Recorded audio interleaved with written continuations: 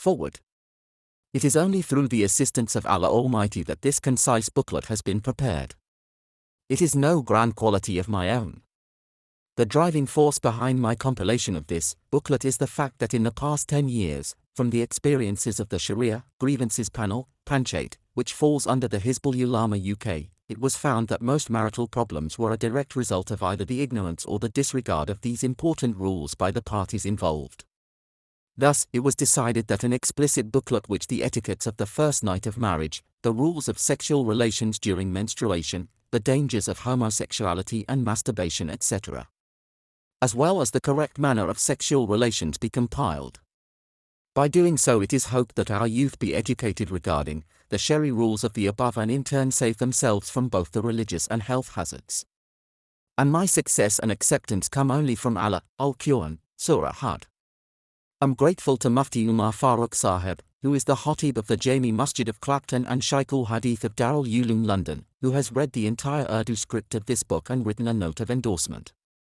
He took great trouble in going through the manuscript and providing the references. I'm also thankful to Mufti Ismail Musa Menk of Harare, Zimbabwe, who is a graduate of the Faculty of Sharia of the University of Medina Munawwara, and a graduate of the Ifta Department of Darul Uloom Kantheria, Gujarat, India, who translated this booklet into simple English. May Allah reward them abundantly, and grant them increase in knowledge and good deeds, Ameen. Hope that this booklet will be a means of benefit and education for its readers. Maulana Musa Karmadi, 1424 Hijri, 86 Hampton Road, Forest Gate, London E70NU UK. Mobile 07710407175. Preface. By Mufti Umar Farooq Sahib Luhawi, Shaykh al-Hadith Darul Uloom London. All praises are due to Allah, Lord of the worlds, and blessings and salutations be upon the leader of messengers and his family and his companions thereafter. Islam is the final religion. Such a complete religion it is that after it neither is there anticipation of another religion, nor is there need for any other message. It is a universal, all-encompassing and everlasting religion that has guaranteed the fulfillment of the needs of all people. The feelings of people, their inclinations, needs, necessities, natural instincts singular as well as collective, inter-family as well as inter-community, social, and every aspect of life falls under certain rules and regulations of this religion. No sphere remains without divine guidance. The rules governing social conduct include important part on marriage and sexual relations. How then would it be possible for one to omit giving importance to its rules and regulations? Islam is a moderate religion, in line with the natural instincts and needs of and fully balanced. Therefore, the rulings on sexual issues are also such, admitting that it is natural. Thus, the instincts placed within the heart and mind of man are all by the wisdom of Almighty Allah. This natural sexual instinct with all its types, temperaments, conditions, and stages in the life of man is one deep reality. Islam has never called for the destruction or abolition of this instinct, neither through celibacy nor sainthood. If the fulfillment of the desire as result of one's sexual nature and inclinations is within the limits of the Sharia, then it has not been classified as forbidden, haram.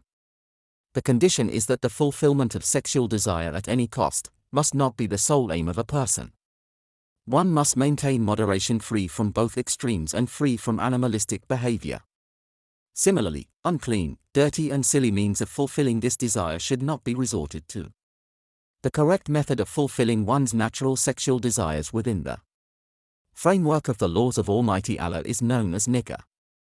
Islam has placed detailed rules in this regard and commanded mankind to obey those rules in order for man to be raised above other creatures. This booklet is a clear attempt, with boldness, to highlight these rules and regulations. It has been compiled by a great, well-known and respectable scholar of Deen, Maulana Musa Karmadi Sahib, Secretary General of Islamic Educational Trust, UK. He has brought together verses of the Quran, sayings of the Prophet, peace be upon him, the pious and learned, the doctors and those of experience. In the foreword his mention of the resource books and his appeal to seek clarification from the muftis, jurists of the Sharia law, regarding detailed issues such as artificial fertilization, have added weight to this booklet. The simple language of this booklet and of common terminology has made it easy for the ordinary reader to benefit tremendously. Having read this entire booklet, I feel that it has provided sufficient Shari guidance on its topic. I hope that the youth in particular will acknowledge this compilation and derive maximum benefit from it. I pray that Almighty Allah grant acceptance to this booklet and make it beneficial for the Ummah and accept all the dini efforts of the compiler. Ameen. Mufti, Umar Farooq Luhawi 18 Jumada al-Ula 1424 Hijri.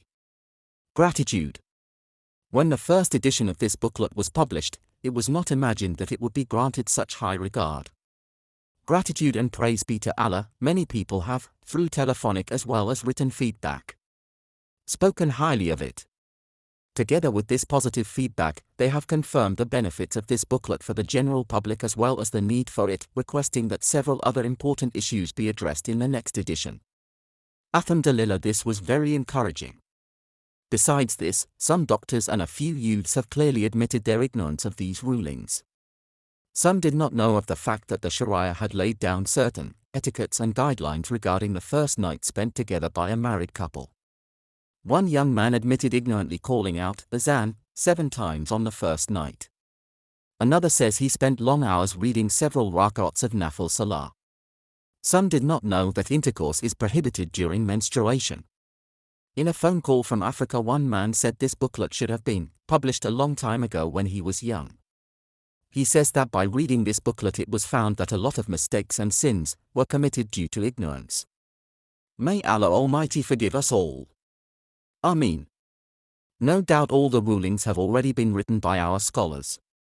However, due to the lack of such information in the English language, those who speak English were unaware of some of these rulings.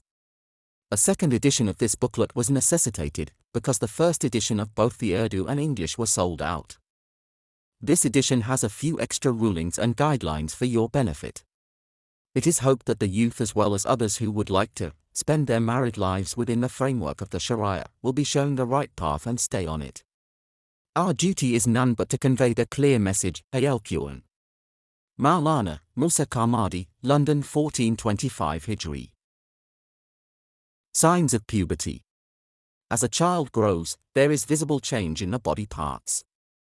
In a male child, facial hair begins to appear, pubic hair grows, the voice breaks and semen is released at times. A female child begins to experience menstruation. At this point the child becomes an adult and is regarded as having attained puberty. Thereafter both the male and female child begin to get the urge to fulfill a sexual desire which awakens within them. A male child begins to enjoy the company of females and women. This is the age that requires great guidance and care. An old saying goes, youth is madness. The Sharia has emphasized the segregation of ghair, mahrams, unrelated opposite sexes, from this age. It is important that the child is now made aware of the dangers of masturbation and homosexuality. The child should be kept away from bad company and friends that have a negative influence, for this is one of the best ways of saving a child. In Europe, we are all aware of the satanic activity that goes on at gatherings, where males and females mix freely, and weddings are no exception. In reality, such large gatherings of females should not even be encouraged. Rather than huge weddings that facilitate evil, we should opt for the sunnah of simplicity. In this age we can clearly observe the ummah being destroyed, its condition deteriorates and the snatching away of deen. In these situations, those whom Almighty Allah has granted better conditions in terms of wealth must do as much as they can to assist the poor and suffering Muslim whom nobody is interested in, rather than spend their wealth on huge weddings and other unnecessary activity. May Allah Almighty grant us the acceptance and true understanding. Benefits of nikah. Allah Almighty has placed within every male and female certain base desires and has decreed a permissible manner of fulfilling them. Through these permissible methods one is able to achieve enjoyment from the opposite sex and save oneself from adultery and fornication. For this reason, nikah is considered as half of iman. Through this nikah, which saves a person from impurities and forbidden acts, one also achieves and maintains good health, mental peace, stability and harmony, and in fact maintains the lineage and continuity of humankind, etc. There is no doubt in the fact that nikah is a great gift of Allah. Through it a woman that one was not permitted to look at becomes permissible. She becomes a lifelong companion, providing comfort and company within the home of the husband. Both husband and wife become attached to one another, to the degree that each feels the joy or pain of the other. By having children, they maintain their lineage and further strengthen their bond. The greatest factor is that the Sunnah of our beloved Prophet Muhammad, peace be upon him, is preserved. He has said, "Nikah is my Sunnah." He further says, "Whosoever abandons my Sunnah is not from amongst me, my followers." Mishkat. In one narration the Prophet, peace be upon him, says, "Fulfill your base desires with your lawful wife is an act of charity." The companions questioned, "O Prophet of Allah, if one of us fulfills his base desires, will he be rewarded for that?" He responded, "If he were to fulfill them unlawfully, in a haram manner, would he not be sinful?" They said, "Indeed he would." The Prophet, peace be upon him, said, "So if he fulfills them in a permissible manner he will definitely be rewarded." In another narration, even spending upon one's own wife and children with an intention of reward is termed an act of merit and charity. There are many narrations in this regard. They prove that through nikah countless doors of ibadah open up. An opportunity to remain engaged in constant ibadah, year upon year, whether asleep or awake, standing or seated, during the day as well as the night, is provided for both parties. Thus, one should thank Allah Almighty for this great gift of nikah. Europe and other parts of the Western world, those who are being influenced by their years or by other factors making them turn away from nikah and give preference to a relationship that is impermissible, should carefully consider the benefits of nikah, both spiritual as well as material, and should not prohibit themselves from the great reward that lies therein. They should engage in sincere repentance and choose the pure and correct path. Engagement. The Sharia teaches that once our children are of age we should not delay in getting them married. It is natural for every parent to be concerned about their children in this regard, and look out for a suitable partner for them. The Sharia has made great ease for those intending to come together in marriage. However, we have adopted so many Islamic customs and trends at times of happiness as well as sadness that create unnecessary difficulty. One example is during engagements. It is important that firstly we understand that a proposal Islam is not confined to one party. It can be made by the girl's family or the boy's family. Believing that a girl must wait for proposals or vice versa is Islamic. Whenever one comes across a suitable partner for his or her child, male or female, one must not lose the opportunity of proposing, only for the sake of following this baseless trend. Secondly, nowadays in our quest to fulfill the countless Islamic customs, we invite large numbers of relatives and friends from far and wide, employ video and photographic specialists, transgress by allowing the intermingling of sexes, playing of music etc. and various other prohibitions that disgrace Islam and the Muslims and would even embarrass Shaitan himself. At times the extravagance of one engagement is so vast that if one were to spend the amount wisely, countless needy Muslims of the world would be able to get their daughters married. What a disgrace that not only the general public, but even some religiously inclined people have fallen into these customs. Some Muslims have wholeheartedly permitted their engaged child to be with the fiancé from the day of the engagement as though they were married. They even afford them holidays alone in far-off countries and shamelessly turn up at the airport to bid them farewell in huge numbers, and the nikah has not yet taken place. It is as though they have all happily encouraged zina, fornication, and are sending them off to openly commit the sin. May Allah protect us. The heart of a true Muslim should be hurt upon hearing this. Such shameless acts cannot be aptly cursed, for indeed the Quran has strongly condemned and prohibited it. Baseless customs of nikah. When a child is born, the parents are concerned about the upbringing, the education, the spiritual, physical and material advancement of the child.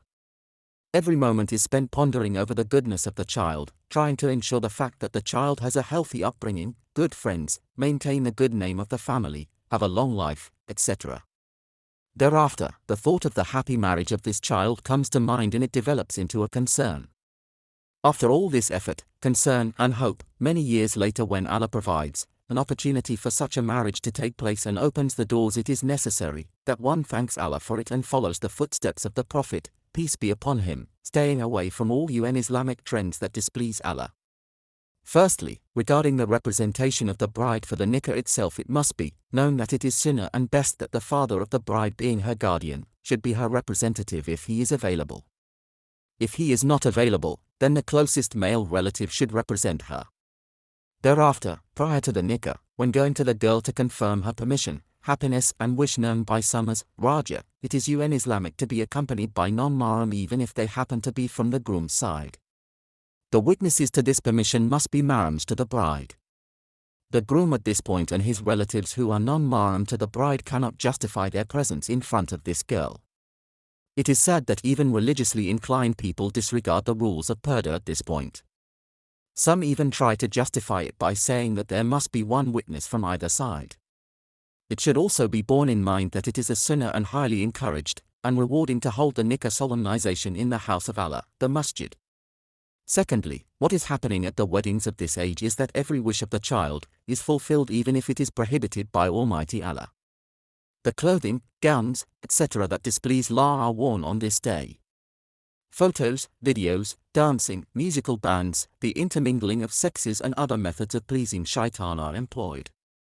The limit is that the bride and groom, in full view of the public, sit together, exchange rings, and make each other eat pieces of the wedding cake, and even kiss and embrace with the public cheering them on.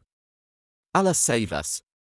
These things and many other Islamic trends that take place upon happy occasions should really hurt a true Muslim. Imitating the non-believers, disgracing the laws of Allah, and pleasing people at the expense of the pleasure of the one who created the child, looked after him, given him or her good health, and in whose hands lie the happiness or sadness, success or failure, health or sickness, life and death of one and all, is something we cannot afford. If we ponder, we will realize that it is absurd to claim that the day of nikah is a happy day when the only one who was made happy was shaitan. What blessings do we expect in our marriages, in our homes, in our children, and so on? Choosing a suitable date. When finalizing a date for the nikah, at times we forget to consider the menstruating days, monthly cycle of the bride. We should do so by finding out through the women of the household and then fixing a suitable day for nikah. It is unfortunate that people have stopped looking into this matter. The hall is booked at the convenience of the groom or his family, and the bride is handed over.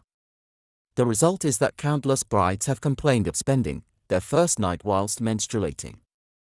It is worth pondering over the condition of a groom who has protected himself from haram for so many years and then finds himself with his halal bride, his arms on the first night, telling him that she is menstruating. What type of patience and sabr would be required from such a youthful groom? If, for example, he was unable to resist her and engaged in forbidden sexual intercourse due to this condition, then would all those involved in fixing the date not share the sin of this groom? What would be the feeling of a bride and groom who have saved themselves from haram all their lives and then fall into it the very first night of marriage? It is unfortunate that we have become engrossed in looking into the Islamic beliefs of certain days, months and dates being full of bad luck, and we go to great lengths to ensure that these baseless beliefs are considered, yet we are not interested in what Islam has asked us to look into. Women now decide and dictate all sorts of dates based on avoiding the 8%, 18% and 28% or 3%, 13%, 23% of certain months. This is all haram and baseless thinking. No day is a day of bad luck. In fact, bad and evil are connected to one's deeds. A time of engaging in the obedience of Allah and His Messenger, peace be upon him, is a time of blessings, and a time of disregarding the laws of Allah and earning His anger is a time of bad luck. Farewell to the bride. In order to be saved from the Islamic customs and trends, many people now choose to get the nikah of their children done in tabligh ijtimas, madrasa jalsas or other religious gatherings. This is a great idea. Du'as of many pious people are achieved. Thereafter, if the farewell of the bride also follows the same simplicity, it would be nayun honor, a virtue upon virtue. However, what can we say? Sadly, our mentalities seem to be infested with the Islamic trends such that we feel unhappy if none of these unacceptable things take place during this occasion. Rather than being happy about the simplicity, we become sad and feel like something is missing. For this reason, many families then hire a hall for the farewell of the bride, or rukhsati, and destroy their virtuous achievement during the nikah by not leaving out a single of these forbidden trends this time round. One clearly Islamic custom during the farewell of the bride is that her family members block her vehicle until a certain amount is paid. This is a Hindu custom which has no place in Islam. How can a true Muslim accept or be happy or even allow such Islamic trends within his or her household? This, blocking and seeking payment, is repeated again upon arrival at the in-laws' home. In order to please Allah, we must put an end to all such habits. Arrival at her new home. After nikah and rukhsati, when the bride comes into her new home, the husband should place his hand on her hair towards the front of her head and read the following dua. Meaning, O Allah, I ask you to grant me benefit from her goodness and her good characteristic, and I seek protection in you from her evil and her evil qualities. Abu Dawud 1, 293. By the goodness of this dua, Allah Almighty will spread the piety of that bride within the home, and keep away all evil. Etiquettes of consummation. After nikah, upon the first night, when a couple is alone for the first time and desires begin to develop, then before engaging in sexual acts both the husband and wife are taught to read Bismillah and Surah Ikhlas, Qul huwallahu ahad, followed by this dua. Bismillahi Allahumma jannibna shaitana wa janibish shaitana ma nasiba. Meaning, in the name of Allah, O Allah, save us from shaitan and keep shaitan away from whatever you grant us, as in children. Bukhari 1:26. Also read, Allahumma la taj'al lish-shaytani fi ma razaqtani nasiba. Meaning, O Allah, do not let shaitan have a share whatever you grant me, in terms of offspring, munajat maqbul. The hadith says that shaitan will not be able to harm a child conceived after following these steps. Sheikh Abdul Haq Mahadis Delswi Rahmatullah Alayh has said that if this dua is not read before intercourse, then shaitan may interfere and there is a possibility of disobedience and destruction with the children. During intercourse, the couple should avoid being totally naked. Ibn Majah 139. It is said that sexual relations whilst totally naked may brush off onto the child born as a result, who can then become shameless. The Prophet, peace be upon him, used to cover himself and his respected wife with a sheet or cloth and did not make noises or sounds during sex. We are taught not to become animalistic in our sexual behavior. Ihya Ulumuddin 246. We are further encouraged to engage in meaningful foreplay and sweet talk that will prepare the spouse for sex. Ihya Ulumuddin 246. A man should always ensure that his wife reaches a climax before, during, or after intercourse. This will enhance the bond and the marriage. Thus, after the ejaculation of the male, he should not move away immediately. He should make sure that his wife is satisfied. Majma Uziz Awaid 4:295. This is because some women need a longer time to achieve satisfaction. Failure to do so may result in her becoming disinterested in sex and regarding it as a burden or one-sided matter. Upon completion, it is advised that both husband and wife wipe and clean their private parts with separate cloths, towels, or tissue, etc. Walima. After the bride and groom have spent their first night together, or at least spent some time in seclusion, then to invite people to a feast known as walima is sunnah. It is not necessary to have had sex upon that night before the walima. Feast should be done according to each individual's financial status. If Allah Almighty has given a person much wealth, then he should invite his relatives, friends, the pious, and the scholars for a feast. However, if one's financial status is weak, it is not necessary to borrow money in order to have a grand feast. A simple meal for a minimum number of people will suffice. Our beloved Prophet Muhammad, peace be upon him, once had the feast of walima so simple that he had just laid a tablecloth and asked some of his companions to bring along whatever they had to eat. He then served this food to them, and they ate together. Bukhari 5:606. It is extremely important to make sure that the rich and famous are not the only ones to be invited to this feast. The poor and needy as well as the pious should also be among the guests. The Prophet, peace be upon him, has stressed this. It is detested to unnecessarily delay this feast, walima. Some scholars have gone as far as saying that if this feast is delayed for more than 2 days after the nikah, it will no longer be regarded as the walima. However, the other scholars have explained that if the delay is due to a valid reason, then there is permissibility and it will still be acceptable and regarded as walima. Refer Fatawa Darul Ulum Deband. Note, those who get married in other countries and have a walima, they have by so doing fulfilled the sunnah. After some time when they return to their countries, the feast they invite their friends and relatives to will not be termed walima. This is because the walima has already been held hence, and it is not the practice of the Prophet, peace be upon him, to hold it a second time. Thus, to believe this deed which is not a sunnah to be a sunnah is against the teachings of Islam. Positions of sex. The most correct position of sex is that the female lies below the male, as signaled in the Quran indirectly. Allah Almighty says, and when he covered her, she conceived, Surah Araf. This means the wife lies on her back and the husband is above her with his back up, that is on his belly. In this manner she is covered by him.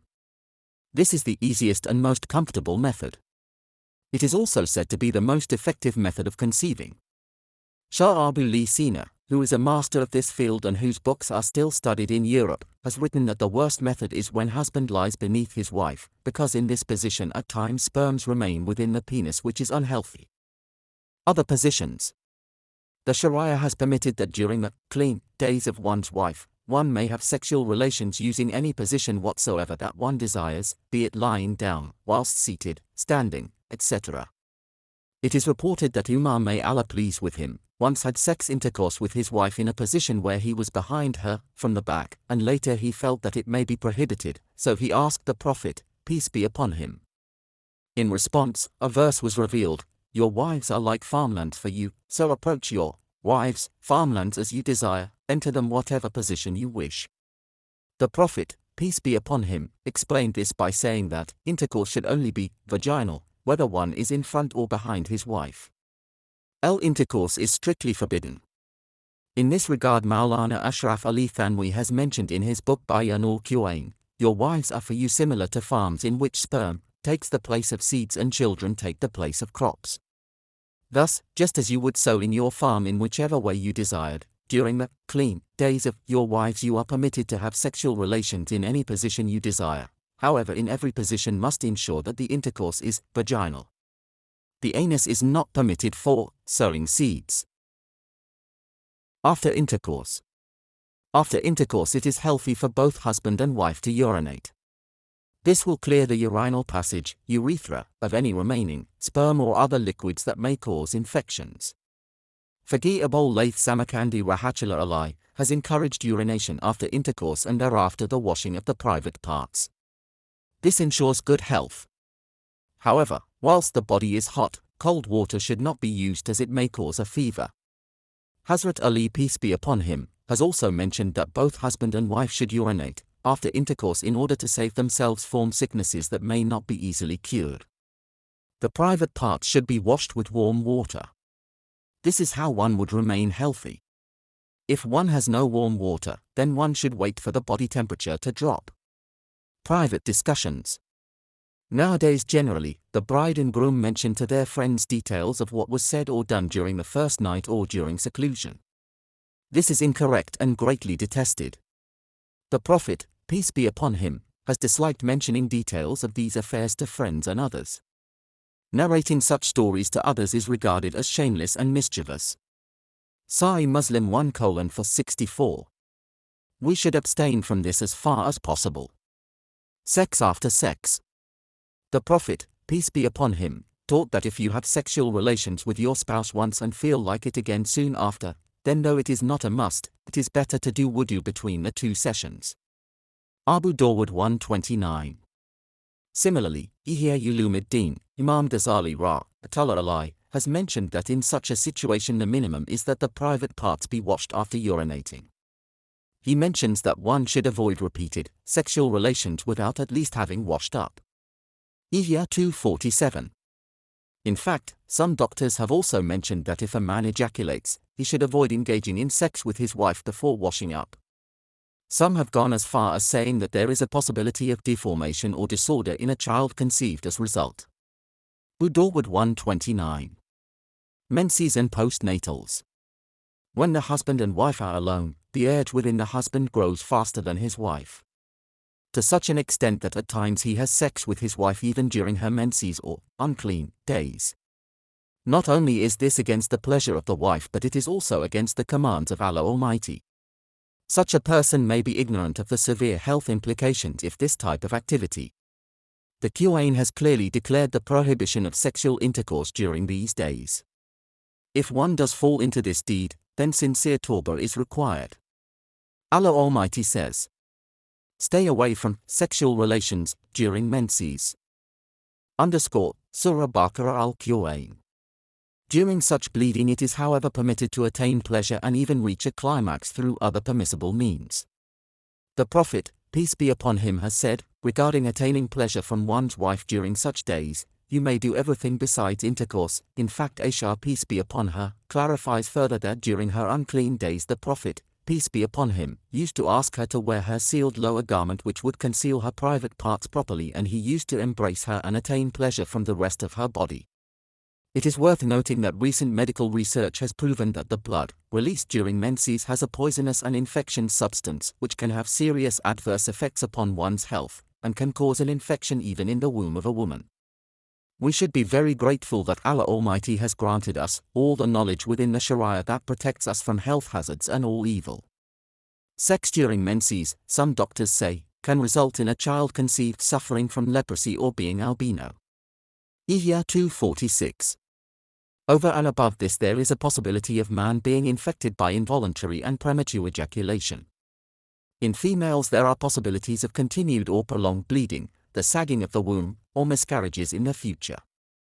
Ma Soleh Akliya 2:277.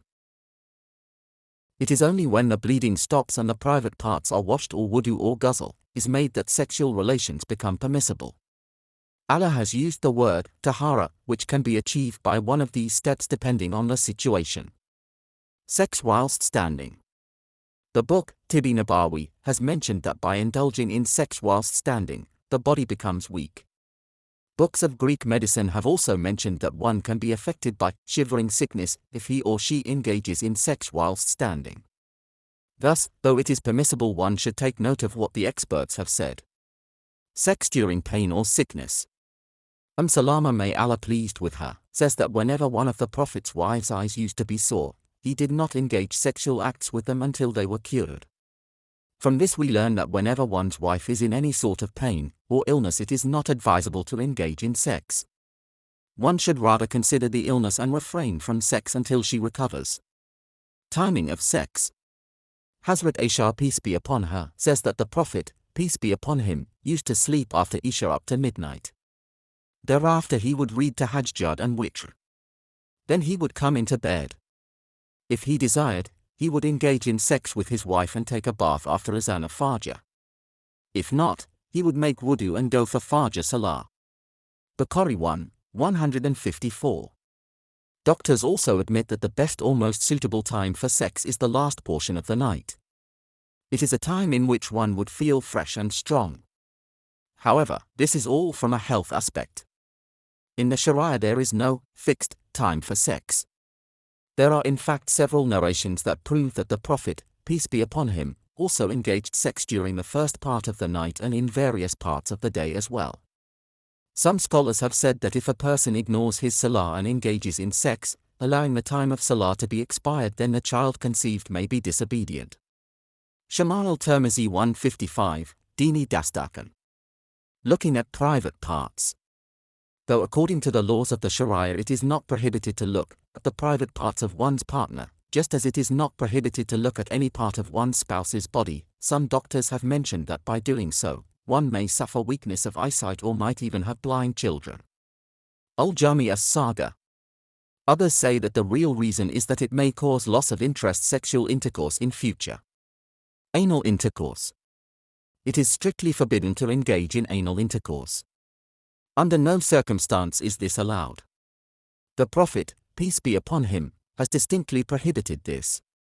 Kazima bin Thabit, may Allah pleased with him, narrates that the Prophet said, "Do not enter the posterior or anus of a woman. Whoever does so will not be granted the mercy of Allah, and such a person is cursed." A person who has engaged in this act in the past must immediately abstain, engage sincere tawbah, and never repeat this act again. Budawud 1:294. Masturbation. Rubbing the penis, massaging it, caressing it and handling it excessively causes sexual arousal to the extent of ejaculation. This is known as masturbation. Initially, the one who is ignorant of the hazards of masturbation might attain pleasure through it. However, it becomes such a bad habit that an addict cannot do without it. So much so that even at old age one feels the urge and keeps on masturbating. The private parts are slowly weakened through masturbation and sapped. The veins begin to dilate and enlarge. The effects go as far as one's face, which becomes pale and discolored. Through time the eyes develop black circles around them. Various other illnesses can also overtake a person. The mind is weakened too, because the energy used is triple that of ordinary sex. One's own physical strength, through his private parts, then the strength of his partner through his hand, and thirdly the fantasizing thoughts that sap the brains. Thus, one should abstain from this bad habit. The Sharia has not only stopped a man from bad habits, but it has granted man the means of becoming a clean and civilized person. Once Abdullah bin Abbas rahmatullah was asked by a young man who said, "I am young, cannot afford to marry, so I masturbate. Does the Sharia allow it?" Upon hearing this he advised the young man against it, and asked him to fast, saying it would save him. Homosexuality, sodomy. For a male to shamelessly fulfill his desire with or through another male is regarded as sodomy. This disgusting, filthy, satanic and evil habit was first practiced by the people of the villages of Sodom whom Prophet Lut, peace be upon him, was sent to. He made great effort to warn this people and endeavored in every way to prevent them from this evil deed. Sadly they did not take any heed and eventually they were inflicted with divine punishment. An entire community was turned upside down. This proves how great the anger and displeasure of Allah is upon such evil and unacceptable behavior. There is need for sincere repentance. As this evil contradicts the very laws of nature, both the partners will bear the consequences this world. As for the active partner, the one who carries out the insertion, his private part will become skewed, wilted, thin and weak to such an extent that in many instances he can no longer have sex with a female. As for the recipient partner, the one upon whom the insertion was done, the inner part of his anus, which is made to hold back the stool, filth, becomes weak by constant external pressure as a result of which the stool cannot be held back. The rectum is weakened. Besides this great damage and the resultant sicknesses, the effect of the microbes and germs from the male sperm will create such a rash and itch that he will always be compelled to seek this type of sinful anal insertion, sodomy. The ruling of Sharia is the same for males and females in this regard. That which is prohibited for a male is also prohibited for a female, for indeed amongst females, just as in males, such unnatural, disgusting, satanic desires and passions are also found. For this reason women have also been strongly warned to stay away from such disgraceful acts. The Western community, which takes pride in itself to be called civilized, does not regard such a filthy act of homosexuality as bad. They should truly be ashamed. Even animals understand this, though their brains are much more inferior to that of man. Never will any type of animal engage in such activity. No wonder that as a result of such immoral conduct diseases, such as the AIDS pandemic, take root in humans and spread. Men or women under one sheet. The Sharia has not left any portion of the life of human beings without providing beneficial guidance regarding it. The Sharia has made manifest the benefits of good deeds and harm of evil deeds. The great diseases of this age, homosexuality and lesbianism, that are being, unfortunately, encouraged by some UN Islamic forces, are strictly prohibited by the Sharia. A sign of the greatness of Islam is that it has even discussed these issues in great detail, and has closed the doors leading to such impurity. It is prohibited therefore for two adults of the same sex to share one bed under one sheet or blanket. If one bed has to be used for some reason, then separate sheets or blankets must be used. In this way it is also prohibited to allow the naked bodies of the same sex to touch one another or to come together. Abu Sa'id Khudri, may Allah pleased with him, said, the Prophet, peace be upon him, said, male should not see another male the state of nakedness, nor should a female see another female in the state of nakedness, nor should two males sleep on the same bedding and under the same sheet, covering, nor should two females sleep under the same sheet, covering. Mishkat 268. The Hadith has also commanded that children above the age of 10 should be made to sleep separately.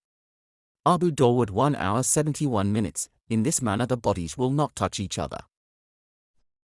Abstaining from sex. Just as it is the right of the man to seek fulfillment of his desire, so too is it the right of the women. This is why the Sharia has portrayed the act of having sex with one's wife as a means of reward. Unnecessary abstinence from sex has been regarded as incorrect and may lead to fitna. If the husband does not have any sexual desire, it is not permissible for him to abstain from sex. In fact, he has to consider the desire of his wife. Fatawa Rahimjiyah 3, 124. Hakim Abu Ali Sina Rahmatullah has written that just as there is great harm in indulging in excessive sex, similarly there is great harm in abstaining from sex. Those who discard fulfillment of sexual desire will be affected by headaches, the feeling of the body as weighty, sorrow upon occasions of happiness, etc. The jurists have declared it prohibited for a person to stay away from his wife, fulfilling her desire, for more than 4 months without her consent. This is because it has been established that generally, a woman finds it difficult to hold back for more than 4 months. In this regard, Umar, peace be upon him, has been quoted in many books. He was once patrolling the streets of Medina at night. The voice of a young lady singing came from one house. She was remembering her husband, the pleasures of their intimate relations and the grief at their separation. The next day Umar, peace be upon him, inquired about this lady, upon which he was informed that her husband had been out in jihad for quite some time. Upon hearing this, Umar, peace be upon him, went to his own daughter Mu'mineen Hafsa, peace be upon her, and asked, "How long can a married woman bear the absence of her husband?" In response she did not say anything, but whilst looking down, in modesty, she lifted 4 fingers of the hand to indicate, from which Umar, peace be upon him, understood that woman could bear the absence of her husband for up to 4 months. Subsequently Umar, peace be upon him, sent out a circular to all areas where Muslim forces were deployed that every married mujahid must be permitted to go home upon the completion of 4 months in the battlefield, Tariqul Khulafa. However, if a woman willingly permits her husband to be absent for a period longer than 4 months, then there is no harm. In fact, if one were to stay away from the wife for up to a year with her consent, then it would be permissible. Shaimi. Excessive sex. The Sharia has not placed restrictions upon the number of times a person can have sex. This is related to the individual's health. Therefore, doctors and those with experience have spoken in this regard. However, every person should gauge according to his or her own strength and health. Not being moderate is detested in all deeds. Doctors have confirmed that it is healthier to be moderate in sex than to engage in it excessively. Excessive sex may lead to uncontrolled or premature ejaculation, the weakness of eyes, digestive system, heart, back pain, testicles, headaches, involuntary shivering, sickness, excessive need to urinate, etc. Hazrat Ali, peace be upon him, has said that the one who would like to be healthy should eat twice, once in the morning and once in the evening, stay away from debt, and should not engage excessive sex with his wife. A question may be raised as to the suitable amount of time, break, before engaging in sex again. In this regard, a person should consider their sexual strength and urge. At times, due to one's age, or due to the season, one's urge may increase or decrease. If both husband and wife have an urge, then sexual intercourse will satisfy physically and mentally. Hakim Razi Rahmatullah has written that excessive sex may literally kill those who are old, make the young old, the fat thin, and may even result in the demise of a thin person, etc. There is no doubt that the urge is not the same every male and female. It increases and decreases. The environment, weather, air, and diet play a great role in influencing one's urge. At times, the urge is increased in hot weather and decreased in cold weather. Thus, it is necessary to look into one's sexual strength to fulfill one's urge. Sexual dissatisfaction. The strength one has to fulfill his sexual desires is known as sexual strength.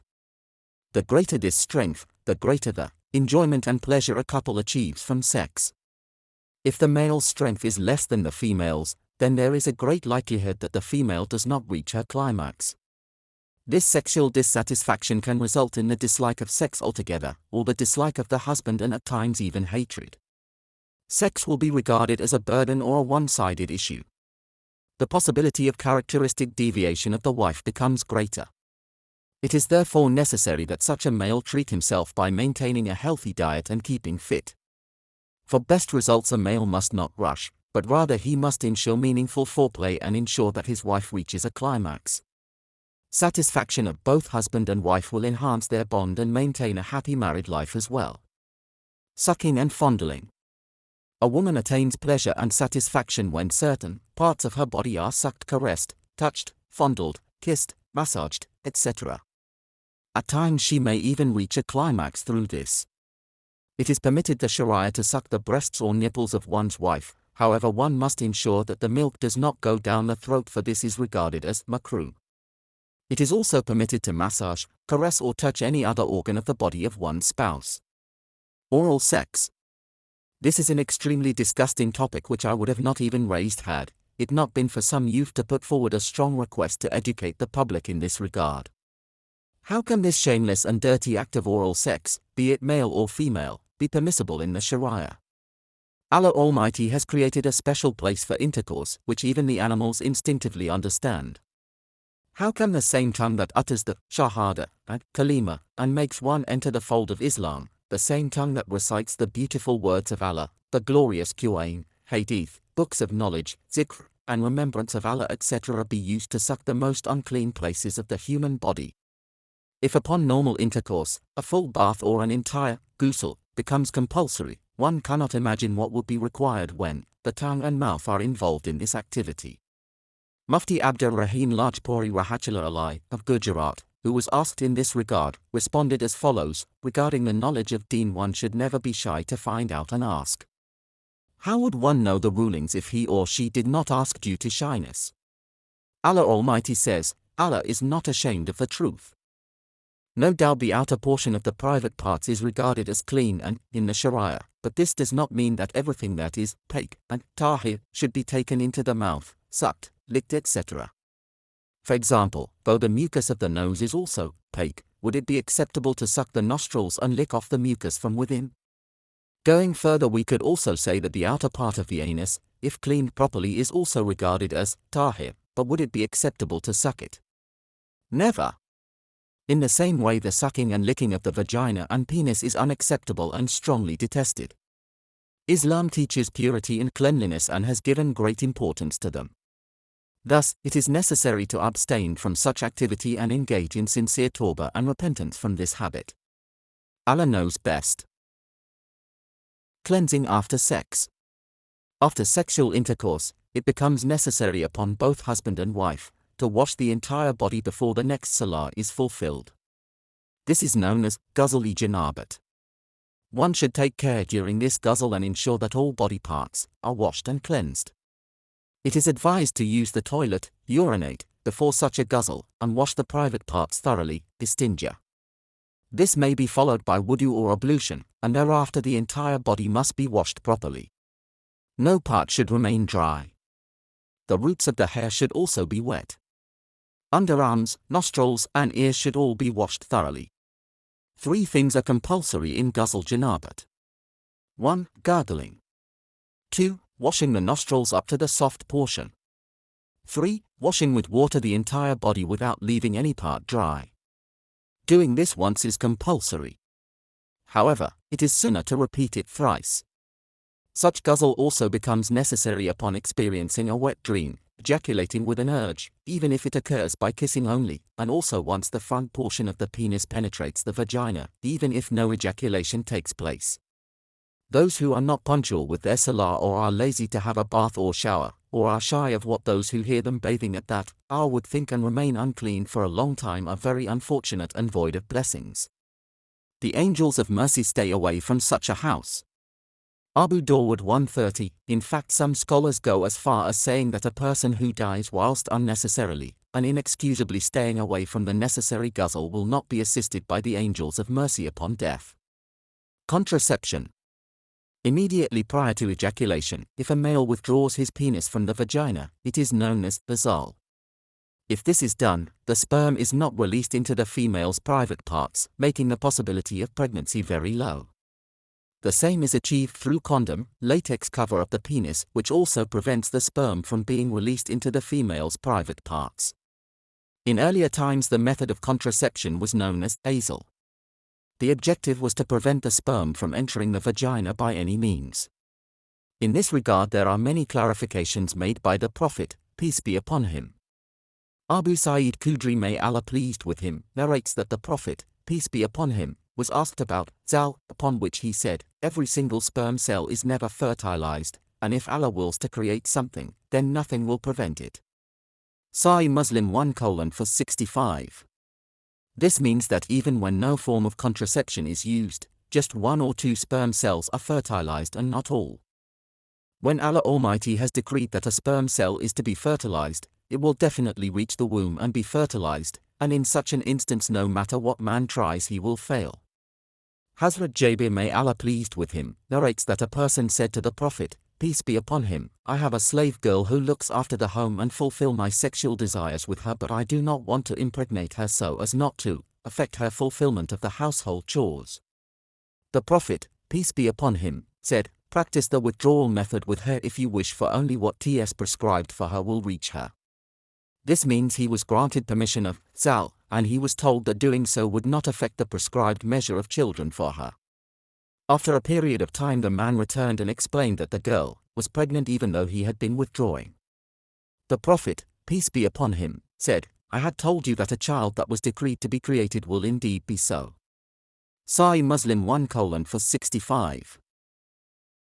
A French survey has confirmed that 2/3 of those using various contraceptives to avoid pregnancy still fall pregnant. From those surveyed, 34 cases of unwanted pregnancies were related to the condom tearing or the female forgetting to take the pill, etc. Jang-e, London, May 2003. On the other hand, in another hadith that Juthama bint Wahb, peace be upon him, says that the Prophet was asked about azal and said, it is a lesser way of killing one's children. Sahih Muslim 1:66. In some narrations he is quoted as having said, a Muslim should not do it.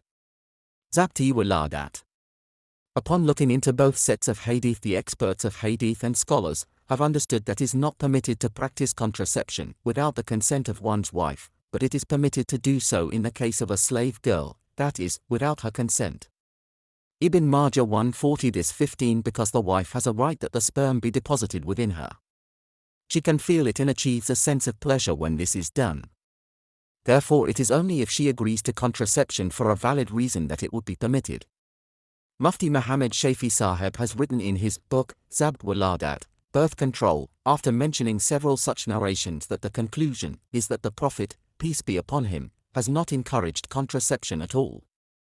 This is why many Sahaba and Tabi'in, may Allah pleased with them, have said that it is makruh, disliked. However, it is only when one has a valid excuse or special condition that it becomes permissible without being makruh. Examples of valid excuses are as follows. 1. Weakness of the womb and inability to hold fetus. 2. Being engaged in the rearing and upbringing of a child such that having another child would prohibit the previous child from the due care that it should be accorded. Thus one would be permitted to maintain a reasonable gap between children. 3. The overburdening of a mother who has small children to look after. 4. Breastfeeding for the period prescribed, which is maximum of 2 years. 5. Difficulty due to travel or being in foreign land. 6. Uncertainty within the marriage or marital problems, to the degree that one may be considering divorce. In such cases it is permitted to use reversible methods of contraception. However, when an excuse expires it becomes makruh once again. When deciding to use contraception for a valid reason, the couple must consider the easiest, most efficient, simplest method that has the least side effects and strain. Though reversible methods include the IUD, the coil, spermicides, the implant, the pill, the eating of certain foods or herbs, etc., the most recommended is the condom. Not only is it very effective, but it has the least side effects and can be reversed without delay. Some doctors have suggested a few simpler but less effective methods. Immediately after sexual intercourse, a woman should either lie on her stomach for a while or get up and take a few steps backwards. This is said to prevent pregnancy. 2. For nikah. It is said that going to the toilet and urinating in a squatting position immediately after sex is also effective. Irreversible contraception. Permanently end the ability of reproducing is topic regarding which various Sahaba have asked the Prophet, peace be upon him. In one case, it was a companion who wanted to continually engage in jihad and had no time to fulfill his desires. Some asked to do so due to bankruptcy and poverty. Some asked due to excessive engagement in acts of worship. The Prophet, peace be upon him, strictly prohibited such people from what they had intended. Thus, there is unanimity that the permanent forms of contraception are prohibited in the Sharia. Zabti Waladat. The sole exception is in the case where doctors and medical experts confirm that a woman's life would be threatened if she fell pregnant, or that she would suffer serious health implications. Then only is the prohibition lifted for such a female to undergo the necessary procedure of permanent contraception. Artificial fertilization. The Sharia rulings regarding conceiving by methods other than direct sexual relations or employing artificial means of fertilization are very detailed. Each case needs to be studied and looked into because certain cases are permissible whilst others prohibited. If a couple do not have children for some time, they should not lose hope in the power of Allah. They should engage in du'a to Allah to grant them offspring. Hazrat Zakaria, peace be upon him, and Hazrat Ibrahim, peace be upon him, are two examples of those who continued to call out to Allah Almighty, who then granted them offspring after many years. Du'a Hazrat Zakaria, peace be upon him, used to make is mentioned in the Quran in Surah Maryam. Rabbi habli mil ladunka thuriyatan tayyibatan inaka same you du'a. Meaning, O my Rab, grant me from you a pious offspring, for indeed you are hearer of my call. If a couple have read these and other du'as and have tried rectifying whatever medical weakness they may have, and are then considering artificial insemination, they must get in touch with the muftis in order to get a specific ruling on their case. In this short booklet we have chosen not to go into the complex details of this topic. Pregnancy. Sometime after the nikah, it is natural for the couple to look forward to having children. The first step to this is pregnancy. During pregnancy, the menstruation of a woman normally stops. Due to the many changes in her body, it is common to experience what is known as morning sickness, heartburn, nausea, and even vomiting. In this condition, it is important that she looks after herself, eating only those foods which are beneficial for her as well as the fetus. She must abstain from food that is harmful. Jumping, running, walking with very large steps, engaging in excessive exercise, etc. can all result in the loss of one's child. A pregnant woman is advised to be very mindful of these issues. Similarly, during this time, woman must be careful of the medication she uses. Abstain from medication for the treatment of constipation or diarrhea, for this may adversely affect the unborn child. It is also important that an expecting mother is always happy, content, and joyful. She should not be worried, sad, miserable, gloomy, and depressed, for this too will have a negative effect on the child. Cleanliness of the clothes as well as the mind is vital. She should abstain from evil thoughts and engage in that which is useful and beneficial, such as reciting the holy or even just listening to it.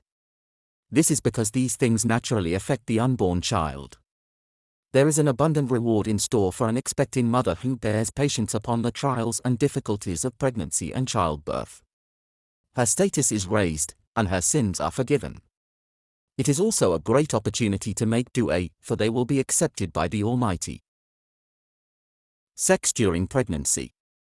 Neither is there any restriction in the Sharia regarding sex during pregnancy, nor is there any danger from a medical point of view. Thus, during pregnancy, it is permissible to have sex, and it is safe for both the expecting mother and the unborn child. However, under certain circumstances, when there are complications in the pregnancy or sickness of the wife, then from a medical perspective it is advised to either reduce sex or abstain from it totally, depending on the seriousness of the complication. We will mention some of these conditions and complications. 1. A woman who is bleeding during pregnancy should see her doctor immediately to find out why it is happening. 2. If the bleeding is persistent, sex should be reduced. This does not mean that one cannot achieve pleasure from his wife through other permissible means. 3. If the placenta is extremely low, then the doctors usually advise abstaining from sex totally during the period of pregnancy. 4. If a pregnant woman has had previous miscarriages, cysts, or other reproductive illnesses, then the advice of the doctor must be obeyed. Consideration must be given to the fact that during pregnancy, especially during the latter days, a woman may find it uncomfortable to have sex in the normal position and may not even feel like having sex due to her condition. In the case where she feels to have sex, then more convenient positions should be used. This is because being on top of one's pregnant wife and putting pressure upon the womb, etc., increases the chance of unnecessary complications. The best position, which is more comfortable and not harmful at all, is said to be vaginal intercourse from the back. In brief, there is no difference in the rulings of sex in ordinary days and sex during pregnancy, besides the fact that as the fetus grows, a woman may lose interest in sex. If this happens, one should be understanding. Good sex revolves around the desire and participation of both the husband and wife. Birth. Giving birth is imposed upon a pregnant woman by Allah Almighty, just as pregnancy is. This is mentioned in the Holy Quran, where Allah says, "His mother carried him with no choice, hardship, and gave birth to him with no choice, hardship." Surat Al-Kahf. For this reason, Allah Almighty has elevated the status of a woman, especially during childbirth.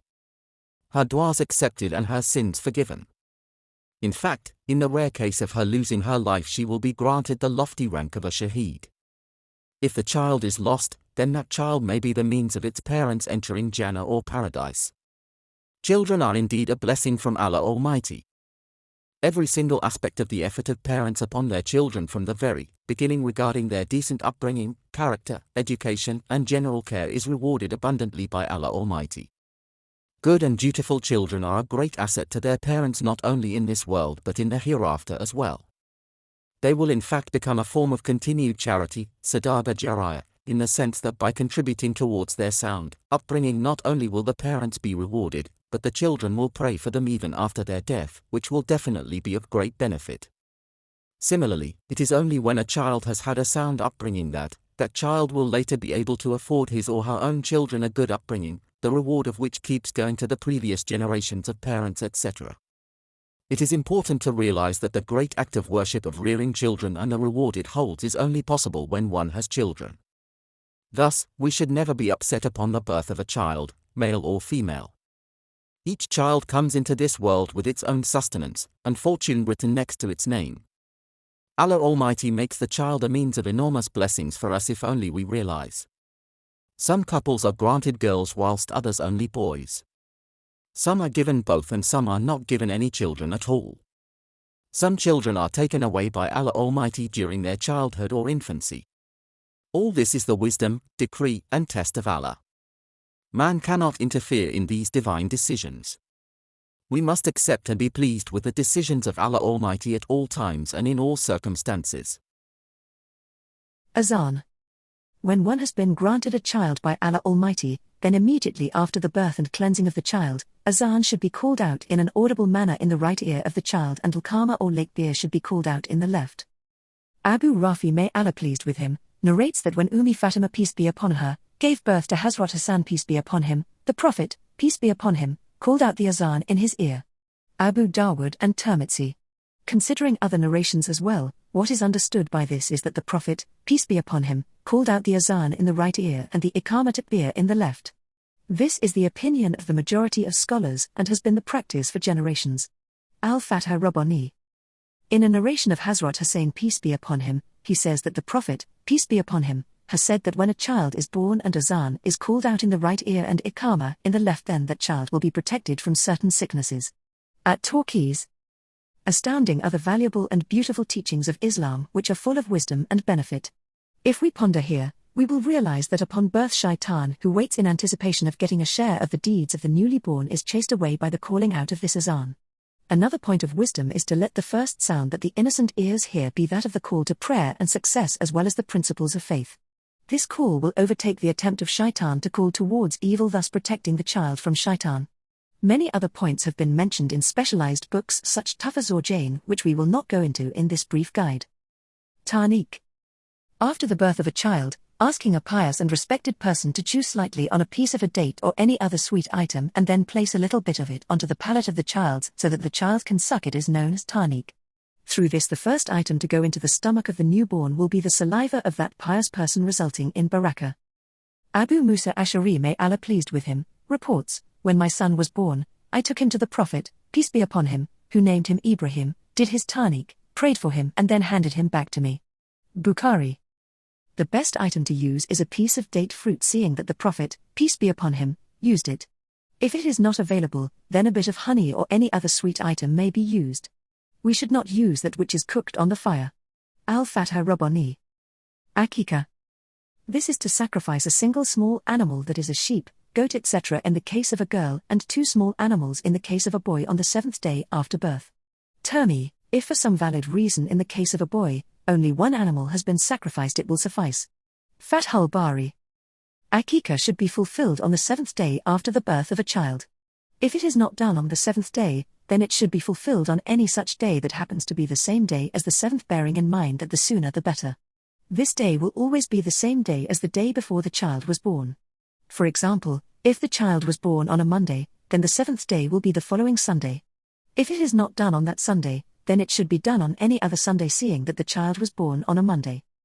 The Islamic day begins at sunset, therefore when calculating the 7th day, this must take into cognizance. By fulfilling the akika, the child is protected from many types of harm and evil.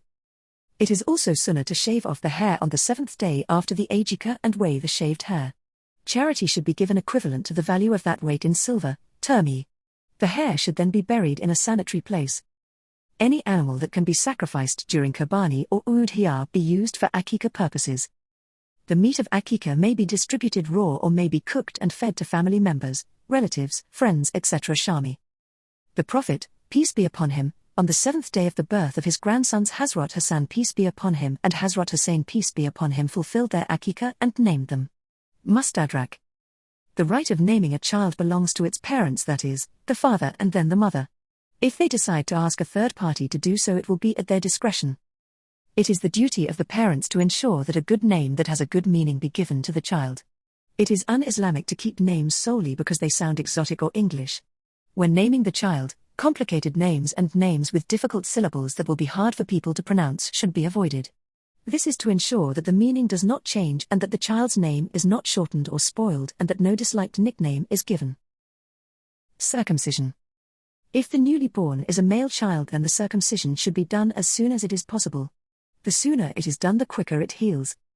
According to Imam Abu Hanifa, may Allah pleased with him. Correct opinion: it is a practice of the Prophet, peace be upon him, that is stressed, and it is a principal teaching of Islam.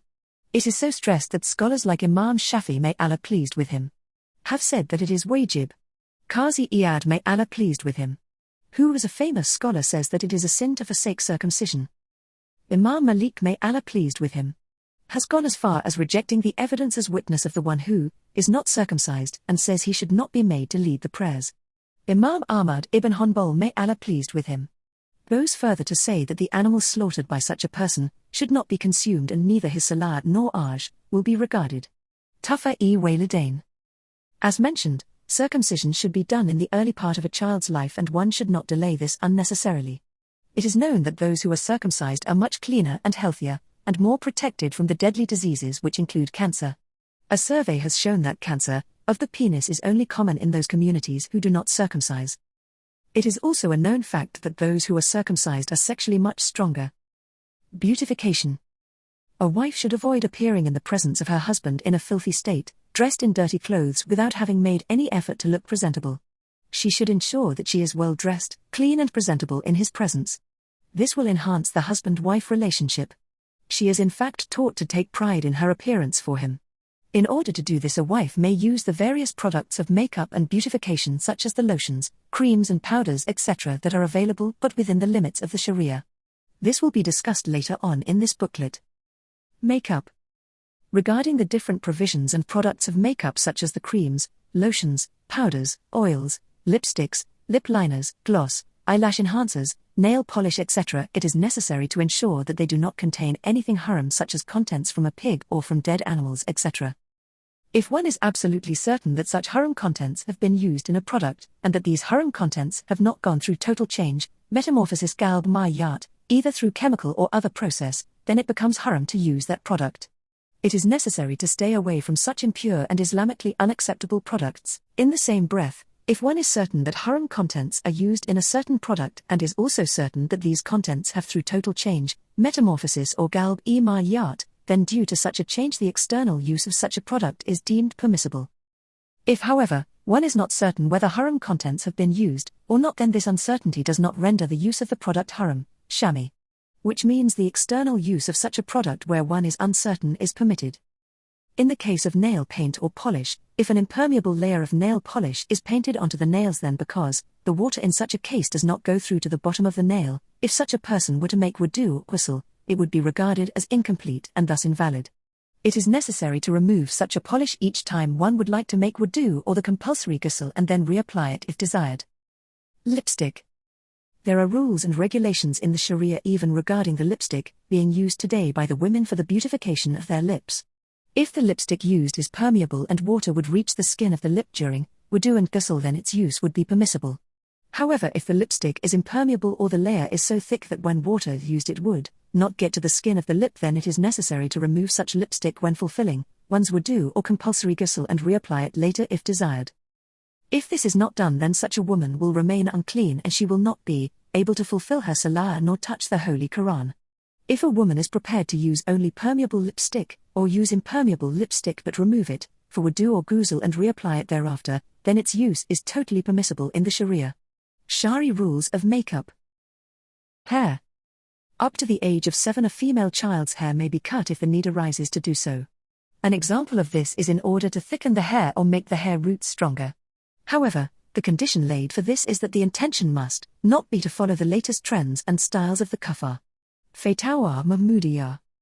After this age, for a female to cut the hair of her head or shorten it or clip certain parts of it in order to keep in pace with the trends, styles and fashions of others is un-Islamic. Whether this is from the front creating a fringe-like look, or from the sides or from the back, it all falls under this ruling. The Prophet, peace be upon him, has invoked the curse of Allah upon the females who imitate males and the males who imitate females. Bukhari. For this reason, it is not permitted for women to cut their hair. Even if a husband asks his wife to do so, it does not make it permissible for her. A wife cannot obey her husband in the disobedience of Allah Almighty. Majmu'atul Fatawa.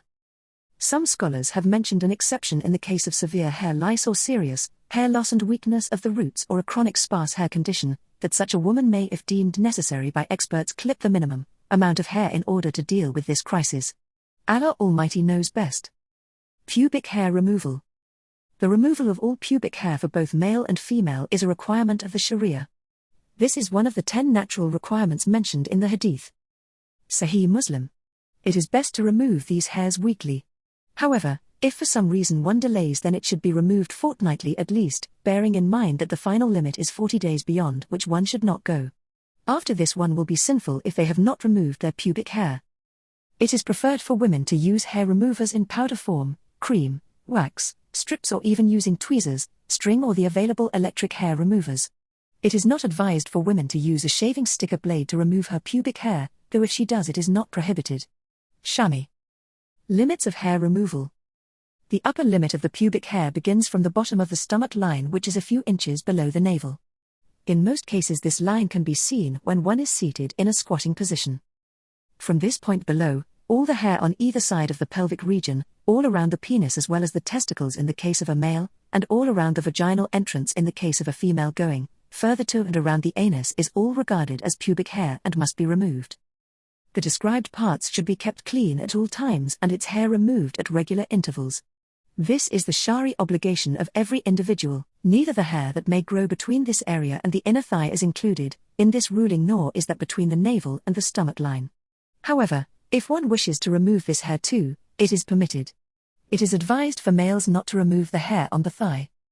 We should bear in mind that the object is to remove the hair, and therefore any method employed to do so will be permitted, be it shaving using a stick, blade, using tweezers, hair removing creams, powders, wax, or even an electric hair remover. For males, it is advised to use a shaving stick or blade. Fath al-Bari, Shah, Nawawi al-Muslim, Ashbar, Shami, Fadl Qadir. Hair removal by others. The case of illness to the extent that one cannot remove his or her own hair, it is permissible to ask one's spouse to assist. However, besides one's spouse, it is not permissible to allow any other person to do this. The only exception to this is in the case of total inability as well as the absence of one's spouse, and when in dire necessity a person of the same sex may be asked to do this on condition that they wear plastic or latex gloves and avoid directly looking at the private parts. Fatawa Hindiyah. Underarms. In the same way that the pubic hair must be removed regularly, so should the hair that grows in the armpits of both males and females. It is best to remove this hair weekly, failing which one may do so fortnightly. The limit, however, is 40 days, after which a person will be sinful for not removing such hair. Once again, it is permissible to use any method of hair removal, though it is advised to tweeze or pluck it. Treatment of women. We should realize that it is impossible for a bride to adapt overnight to an entire new system of life and put an end to the system she has been always used to. The system she had adopted since birth of cooking, eating, cleaning up, arranging items, speaking and living in general takes time to change, seeing that she was accustomed to it 24 hours of the day. Leaving the lifestyle of her parents, brothers, sisters and family members is not easy. Initially, not only will this task be difficult, but she will also miss her previous life. Gradually, as she gets used to her husband and in-laws and their life, she will learn to adapt to the changes. Assisting her in this regard and bearing with her requires a great sacrifice and much patience and tolerance. A male has been granted certain qualities by Allah Almighty that are normally found to a lesser degree in women. Some of these qualities are bravery, decisiveness, physical and emotional strength and wisdom. For this reason, Allah Almighty has chosen them over women for certain tasks. Therefore, when a man finds his wife to be possessing qualities and habits not exactly similar to those of his own or not to his taste, much patience, wisdom and effort is required to mold her to his liking. In fact, it is his duty to shape and shine this gem of his. Our beloved Prophet, peace be upon him, has always emphasized being good to women, kind, understanding and patient. He has said, "Be extremely good to your wives, women." Bukhari. A woman is a gift. A woman is definitely a gift from Allah. It is reported that after Adam, peace be upon him, was created, being the only one of his kind, he felt lonely and asked Allah to remove this loneliness from him. He was thus granted a woman in answer to his prayers as a companion, a wife and a gift which he was very grateful about. We must therefore realize this gift and countless other benefits and points of goodness in a wife. She is the maker of a new life and lays the foundation of social relations. She is the cornerstone of society who naturally understands her role and status, whether in the house regarding household chores or elsewhere. Allah Almighty has indeed kept much goodness and great potential within a woman. As a sister, she prays for the well-being and long life of her brothers and family members. As a daughter, she is concerned about her parents, their honor, dignity and status. As a wife, she ensures her faithfulness to her husband, and as a mother, she will endeavor to provide her children a sound upbringing and education. Above all, she is very patient and goes through great pain, difficulty and hardship to achieve this. The question is, however, when have we as men ever realized this and regarded her as a woman with these feminine qualities of goodness, or when have we ever treated her or respected her as a real woman? In many homes, a woman is unfortunately treated like a slave girl. At times she is treated like a toy of part-time amusement or just a pastime. In some homes she is treated like a security guard of the house or just a childminder. A woman is a human being, and we should ask ourselves just how much we expect from her. How much is she going to manage, and to what extent will she cope? It is normal for her to make mistakes and have some shortcomings. Many women cannot even fulfill their duties and obligations to their Creator due to them being excessively abused. It is a man's duty to ensure that his wife gets proper rest. Our beloved Prophet, peace be upon him, has himself assisted his wives in certain household chores. He was always concerned about their health, well-being and rest. The status of women has been elevated by Allah Almighty. The prophets of Allah, may peace be upon them all, who were chosen by Allah as the best human beings, were born through women. In fact, women have given birth to and actively engaged in the sound upbringing of all the great scholars of Deen, the pious, the warriors, the interpreters of the Holy Quran, the experts of Hadith, the lecturers etc., and all the great men we see or hear of. Surely the high rank of women can be clearly understood in this fact. The Prophet, peace be upon him, has said, "The world is full of assets, and the best asset that one can have is a good, pious wife." Muslim Nasai. From this we have no doubt that she has been chosen, and granted value even higher than that of a precious jewel. Rights of the wife. Upon solemnizing nikah, certain rights have to be fulfilled by both the husband and the wife. There are also many guidelines that Islam has stipulated and taught in order to help us live within a home that is always happy, harmonious and exemplary. The basic duties of the husband are as follows. He must provide food, clothing and accommodation for his wife and children. Regarding food and clothing, he must provide them that of a similar standard of his own. Regarding accommodation, if he is staying with his parents or other family members, he must ensure that his wife is given her privacy and freedom such that when the two are alone they are in a carefree state. This privacy must also protect her from interference by anyone besides the husband himself. He must oversee his wife's character and conduct at all times, especially with others. If she is seen engaging unnecessary discussion, seeming a bit too friendly or jocular with those who work at home or other strangers, she must be reminded at once in a polite manner to refrain from this. A husband is not allowed to leave his wife to become so independent that she speaks to and befriends whomsoever she wishes without considering his feelings and relations, or without considering what is right and wrong or what is beneficial or detrimental to the matrimonial home.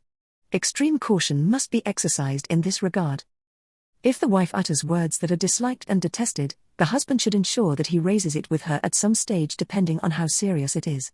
She should feel that he disapproves of such language or utterances.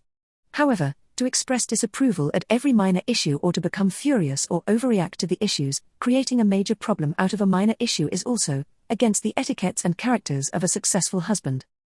If in a serious matter, speaking to her and raising it with her has not helped in any way, then he may decide to abstain from sex with her or to sleep separately. If she is sensible and loves her husband, it will affect her to the degree that she will understand the seriousness of what she has done. This will be more than enough to solve the problem.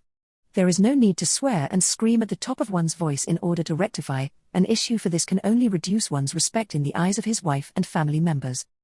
If the husband finds that he is still facing the same problem after having tried all the above, then he may employ other methods within the limits of the Sharia to pressurize her to leave her bad ways.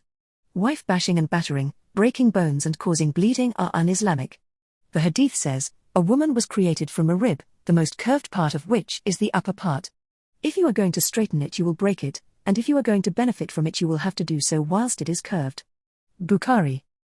It is also a husband's duty to control his anger when he sees something he dislikes from his wife. The Prophet, peace be upon him, has said, "A strong person is not he who can outwrestle others, but he who can control himself when angry." Bukhari. He has also said, "The best of you is he who is best to his family wife in particular. For this reason one must bear patience as far as possible and abstain from uncontrolled anger." It is his duty to ensure that his wife dresses appropriately and acceptably within the limits of the Sharia, and that she abstains from shameless clothing that is Islamically unacceptable. He must stop her from intermingling with non-mahram men. If this is allowed to happen, the home may plunge into disarray and will be broken after some time. If one's wife has developed an expensive taste for clothing, jewelry, etc., and makes it a habit to have something for every single occasion, then the husband must work on this inclination and try to keep her away from unnecessary spending and extravagance. This can result in an element of pressure upon the matrimonial home, which develops into problems that can even cause the breakup of an otherwise happy home. At times, in order to deal with such a problem, one may find it beneficial to mention related incidents of other people in the past or present, examples of the pious, and possibly mention of the hereafter, etc. Must live with utmost love and affection with his wife and children. Being overly harsh or vicious in the home creates a cat and mouse relation, resulting in hatred and the snatching away of the blessings. This too can lead to the breakup of the home. In the case of a dispute, whether with one's wife or between one's wife and mother or family members, one should employ the most effective and affectionate methods of resolving such a dispute. Again, in order to do this, one must make sure that his method does not result in further disputes. Disputes should never be allowed to grow, nor should resolving them be delayed. Unresolved family disputes can continue into the next generations and have a very bad and unfortunate effect on the children's lives with their blood relatives. Solving family problems is regarded as a very great act of worship in Islam. It is un-Islamic to spread the problems of the home to others. This is because such problems must be resolved and buried within the home. Problems must not be discussed in the presence of young children, for it will be an unnecessary burden on them, will definitely affect them adversely. It is incorrect to raise one's voice, shout or scream, scold or admonish one's wife in the presence of others, especially the children. This will result in them disrespecting her and disregarding her status and value. Raising the errors of one's wife in the presence of other family members will make her suffer an inferiority complex. All this can strain the marriage and lead to the eventual breakup of a home. It is incorrect to praise other non-mahram women in the presence of one's wife, especially regarding their beauty. Doing so will hurt her feelings and cause a heartache. She may begin to feel useless and might even doubt her husband, which will cause the worst of unwanted problems. The husband must seek the treatment of his wife and children when they are sick. It is incorrect to intentionally disregard the sickness and turn a blind eye on the situation. One must, according to his means, ensure the good health of his family. It is a major sin to unnecessarily suspect one's wife of infidelity or betrayal. Happy marriages are based on trusting one another. Believing hearsay, Anonymous callers or letters and those who do not want to be named whilst making such grave accusations is totally rejected in Islam. This can only result in the unfortunate breakup of the home. Jealous elements can even be using this as a means of destruction. Allah Almighty forbid. It is incorrect to give preference to one's friends over his wife and children, spending long hours on a daily basis with the former whilst forgetting the latter. Islam requires a husband to understand his duties and maintain a balanced approach in this regard. This does not mean that one's friends should be ignored totally, but one must consider the plight of his wife and children. Spending quality time with one's family will only enhance the marriage, whereas not spending time with them will most definitely strain not only the marriage but the father-child relationship too. It is incorrect to abstain from discussion and communication with one's wife and children for no reason. At times after a long day at work, the husband comes home and gets so engrossed in reading the paper, listening to the news, sitting with a friend or spending hours on the internet that he does not realize that his family, who is in need of talking to him, is being totally ignored. If this persists, there will be a communication breakdown, which will result in misunderstandings that can have disastrous effects upon the marriage. Besides these rights and guidelines, there are still many more that have been mentioned in some specialized books. We have only mentioned the most relevant and important points here. Refer to the detailed books for more. Rights of the husband. In the same way that a woman has rights over her husband, Islam has laid down certain rights of the husband which his wife must fulfill and guidelines which must be observed. The basic duties of a wife are as follows. She must protect the wealth and property of her husband. She must not be destructive or abusive of the wealth and property in any way. She must abstain from unnecessary expenditure, extravagance and wastage. She should spend only with the pleasure and permission of her husband. Being very demanding will strain the marriage at some point. On the other hand, by getting used to budgeting and economizing for everything, she will be able to maintain a happy and harmonious home. She must protect herself, her chastity and dignity as well as that of her husband's, both in his presence and absence. Not only is being unfaithful unacceptable, but it will destroy the marriage. She must never unnecessarily relate what goes on between herself and her husband to others. If it is a good relationship that is being mentioned to others, they may become jealous and create unnecessary problems. Even a person whom we may regard as a very close friend can easily let us down and spread rumors about us or create problems and tensions for us. If it is a bad relationship that we are mentioning to others or difficulties we may be having, then we must understand that everyone is neither qualified to advise us nor is everyone genuine. We may solve our problems and people will still be spreading tales about how we do not get along. This will cause a greater problem. Many a time people give us the wrong advice, knowingly or unknowingly, which plunges us into disaster. Creates a major problem out of a minor issue and does not help the situation in any way. This will not solve anything for us. We must only seek advice from those who are qualified to do so, experienced and have a genuine feeling for us. She must abstain from nagging, screaming, shouting, swearing, etc. She should not get annoyed at every small issue that occurs. Rather, she should try to understand that not everything will always happen the way she wants it. She must carefully consider the likes and dislikes of her husband too. This is not an easy task, for at times it requires a lot of patience. This is how the marriage will grow and her value will increase in the home. She will be dearly missed if she leaves the home even for a short time. On the other hand, if she always wants things to be done her way, always winging about what she is supposed to have, etc., then she will be regarded as a burden in the home rather than a blessing. The husband of such a woman will feel more comfortable outside his own home than within. This can result in him spending more time with others. One of the main reasons why marriage has been prescribed is for a man to abstain from fulfilling his natural sexual desires in an incorrect place, but rather fulfill them with the woman who has been made his lawful wife and has become permissible for him. For this reason, the husband must be granted the opportunity of fulfilling his sexual desires whenever he feels so. The wife must not unnecessarily refuse to have sex with him or present lame excuses. Where does she expect him to fulfill this desire if she refuses? If she does so, she may be guilty of encouraging misconduct. The Prophet, peace be upon him, has gone to the extent of explaining that even if a woman is busy cooking or doing something else and the husband calls her to bed to fulfill his sexual desires, she should leave whatever she is doing and attend to his need. Termi. A husband may desire to have sex even during the day, as is seen from the life of the Prophet, peace be upon him, and his companions, peace be upon them. It is detrimental to disrespect one's husband. Shouting, screaming, swearing, venting frustrations, by throwing things around or beating up the children or breaking things in the house and being sarcastic when spoken to, are all unacceptable. They are acts of shamelessness and stupidity that result in the anger of Allah Almighty and can destroy an otherwise good home. If the husband maintains silence for some reason, it does not indicate that the wife may continue, for one day his patience will wear out. This can have unexpected results which will be regretted. Thus, one must always consider the reaction of one's behavior, speech and utterances in advance. The husband's family and relatives must be treated well, and she must try to fit into the family rather than coming in and making everything change overnight for her sake. Though the wife is entitled to a certain degree of privacy, she must understand that whenever there are a few women who get together and several children, not everything will be done according to one's desire and liking. There will have to be certain differences and certain things that one will disagree with totally. It is advised to bear patience and exercise tolerance, employ the most affectionate and effective ways of putting forward our views and points. This does not have to be done immediately but over a period of time, using tact and intellect. It is easier to maintain a good relationship than to mend a broken one. Remember, to keep nagging at the husband about how his family members can irritate him and disturb the harmony of the home. It is incorrect for her to create a distance between her husband and his family or cause hatred and ill feeling between them. A good wife will go out her way to make sure that her husband has a good relation with his parents, brothers, sisters and family members. This is a great act of worship and requires a lot of patience and tolerance coupled with intellect and wisdom. She should only leave the home after seeking the permission of her husband, no matter where she is going, whether to relatives or strangers. This will increase the trust and enhance the harmony.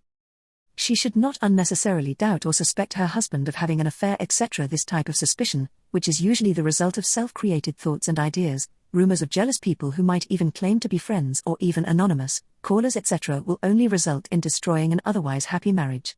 Rather, she should display full support in difficult times. This will go a long way strengthening the marital bond. In the case where a wife has children from a previous marriage, it is a major sin to disallow the legitimate father of the child access to his children within reasonable limits. This must be worked out with the current husband and fulfilled according to the Sharia.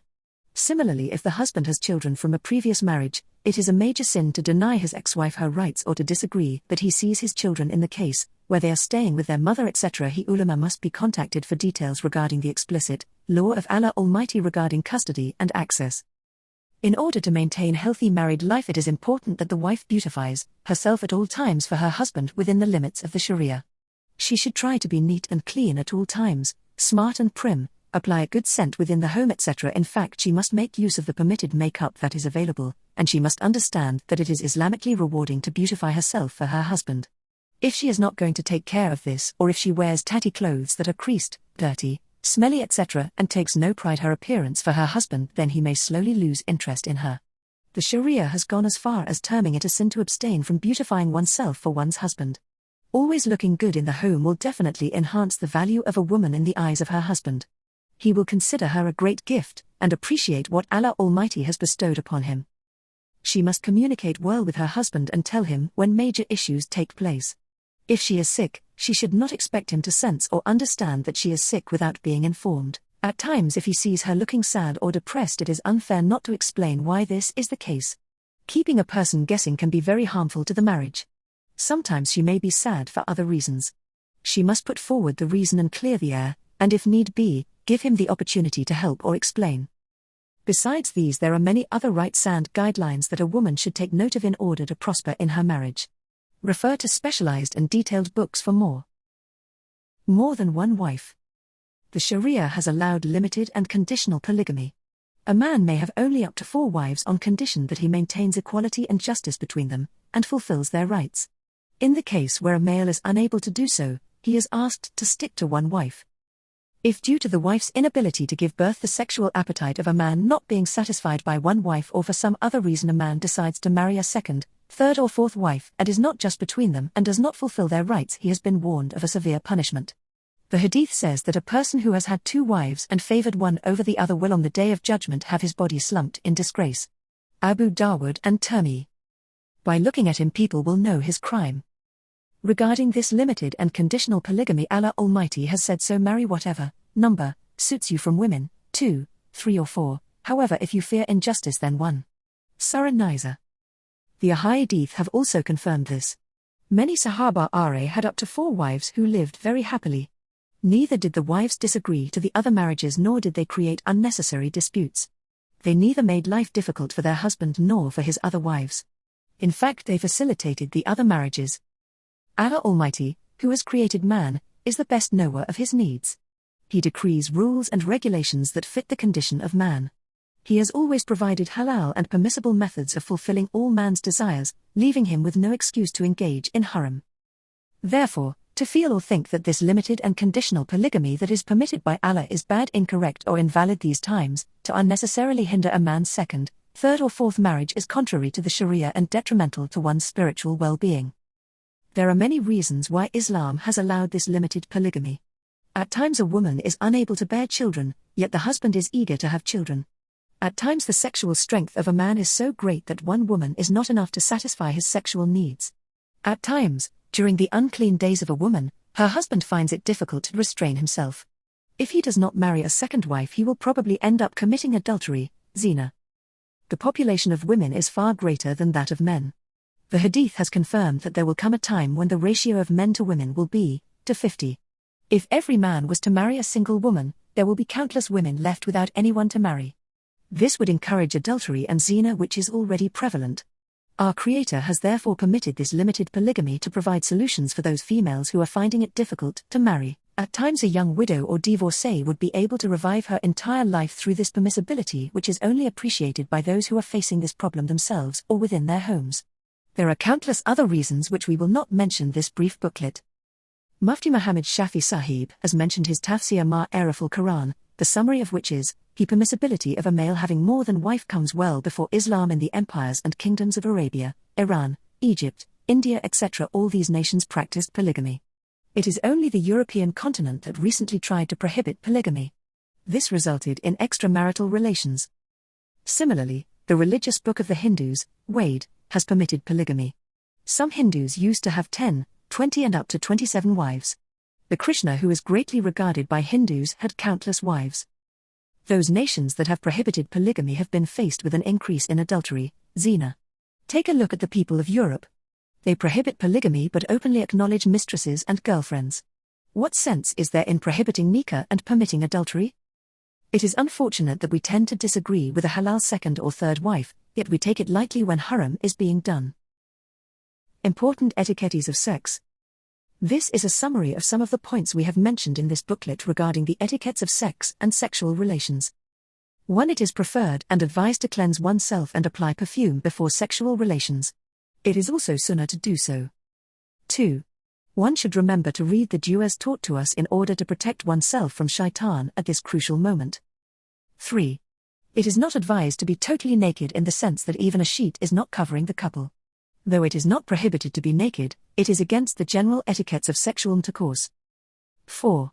It is advised to ensure that the feet not directed towards the qibla during intercourse. 5. Meaningful foreplay is encouraged in order to prepare one's wife for sex. Sucking and fondling the body parts are permitted and advised. However, oral sex is regarded as filthy. Allah knows best. 6. It is not advised to separate immediately after the male's ejaculation. He is advised to ensure that his wife has also reached a climax. 7. The couple can use any position that 15 suitable to both of them and within the limits of the Sharia. 8. It is not advised to eat or drink excessively immediately after sexual intercourse. 9. During ejaculation it is extremely unhealthy to try to stop the sperm from being discharged. It can cause sickness such as burning sensation in the urethra. 10. Those fearing loss of sexual appetite should sleep on a separate bed from their wives, for this will strengthen their urge. 11. By eating too many sour foods one may suffer loss of sexual strength. 12. Sex during a fever. 15. Unhealthy. Temperature may remain high for a longer time. 13. Abstain from sex place where there is fear of the sudden loss of privacy or appearance of person. This prevents enjoyment from sex and causes weakness in the body. 14. It is not advised to have sex on a full stomach, that is immediately after meals. This may result in premature ejaculation, the popping out of one's stomach, gastric problems, the weakness of the digestive system, diseases of the heart, stomach, etc. 15. Sex should be avoided when one has an urge to urinate or use the toilet. It causes ailments of the urethra and may result in the spread of bacteria. 16. Whilst in pain one should avoid sex. 17. If a female urinates and washes her private parts with cold water before intercourse, she will most probably reach her climax faster and get greater enjoyment.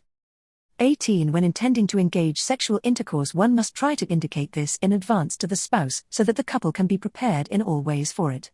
At times unexpected sex can cause embarrassment and may be void of pleasure. 19. It is a requirement of the Sharia to remove all pubic hair, hair around the private parts, as well as the hair under the armpits for both male and female. This may be done by shaving or by other means. The removal of such hair strengthens the sexual energy and prevents many sexually transmitted diseases. Not removing such hair is haram. Above this, a female may also remove all the hair of her body besides the hair of her head, eyebrows, and eyelashes. A male may also remove all his hair besides his beard, eyebrows, and eyelashes. 20. A suitable place should be used for sex where no other person, child or adult, male or female, is present. Some scholars have gone as far as prohibiting sex in the presence of animals, minor children, and those asleep. 21. One should abstain from sex with a wife who is sickly or ill to the extent that intercourse would affect her recovery. 22. A woman whose health is affected by the use of water during post-sexual ghusl may opt for tayammum. The case where a woman's hair becoming wet would affect her health, some scholars have permitted massa of the head. This is not permitted unless there is a real health hazard. 23. It is a sin to be thinking of a stranger whilst having sex with one's spouse. 24. It is prohibited to engage in intercourse during menses or postnatal bleeding. The wife should keep her husband informed in this regard. Besides intercourse, it is permitted to engage in other pleasurable acts with one another which may result in ejaculation. Though is it permissible to look at all the body parts of one's spouse including the private parts, it is not advised to unnecessarily look, feel or touch the private parts. Aisha, peace be upon her, says that neither had she ever seen the private parts of the Prophet, peace be upon him, nor had he ever seen hers. 25. After sexual intercourse, it is better to have a bath before sleeping, in the manner explained earlier. However, there is no harm to only wash the private parts and make wudu before sleeping. 26. It is not advised to speak unnecessarily during intercourse or make excessive sounds. One should ensure that any rings or other items which have the name of Allah or verses of the Quran be removed before sex. Impermeable nail polish must be removed for the ghusl to be valid. If it is not removed, the woman will be regarded as unclean. Wearing a shower cap during the ghusl will invalidate the ghusl. It is necessary that water goes to every part of the body including the roots of the hair. After completion of the menses or postnatal bleeding or sexual intercourse or ejaculation, a bath, ghusl, becomes compulsory. Those who are lazy or shy to have a bath are warned that the angels of mercy will not come to their assistance neither in their homes nor at the time of their death. There are two main methods of contraception.